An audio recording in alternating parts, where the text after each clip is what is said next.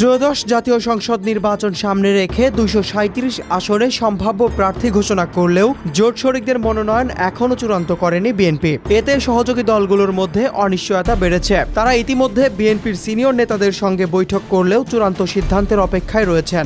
দলের উচ্চ পর্যায়ের সূত্র বলছে, ভারপ্রাপ্ত চেয়ারম্যান তারেক রহমান শিগগিরই শরিকদের নিয়ে ভার্চুয়াল বৈঠকে বসবেন। এরপরই আসন বণ্টনের আনুষ্ঠানিক ঘোষণা হবে। বিএনপির ভেতরের আলোচনায় এবার আসন বণ্টনের নতুন ভাবনা দেখা দিয়েছে। জোট শরিকদের জন্য আসন সীমিত রেখে তাদের সংসদের উচ্চকক্ষ কিংবা ক্ষমতায় গেলে অন্যান্য গুরুত্বপূর্ণ রাষ্ট্রীয় পজিশনে মূল্যায়ন করার পরিকল্পনা বিবেচনায় আছে। 2018 সালে যেখানে 59টি আসন দেওয়া হয়েছিল, এবার পরিস্থিতি ভিন্ন হওয়ায় 20 থেকে 25টির বেশি আসন ছাড়বে না বলেই ধারণা।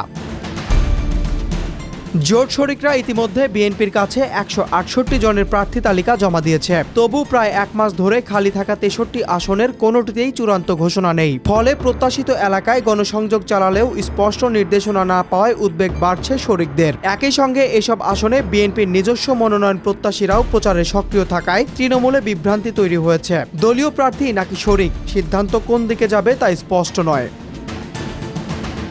এক্ষেত্রে জোটের বিভিন্ন নেতার দাবি দেওয়াও সামনে এসেছে। গণ অধিকার পরিষদের সাধারণ সম্পাদক মোহাম্মদ রাশেদ খান বলেছেন, বিএনপির সঙ্গে গণ অধিকার পরিষদ বিরোধী যুগপৎ আন্দোলন করেছে। নির্বাচন নিয়ে বিএনপির সঙ্গে আমাদের ইতিবাচক আলোচনা চলছে।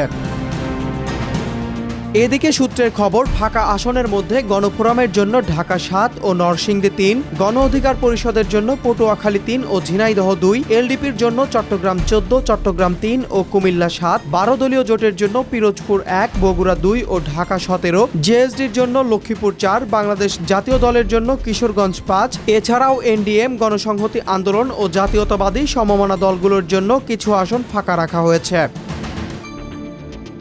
বিএনপি দলীয় সূত্র জানা গেছে, শরিকদের জন্য ছাড়া আসনে প্রতিদ্বন্দ্বী দলের প্রার্থী বিজয়ী হোক, সেটা বিএনপি চায় না। তাই নির্বাচনে মিত্রদের আসন সীমিত করে সংসদের উচ্চকক্ষ বা ক্ষমতায় গেলে অন্যভাবে মূল্যায়নের বিষয়টি ভাবছে।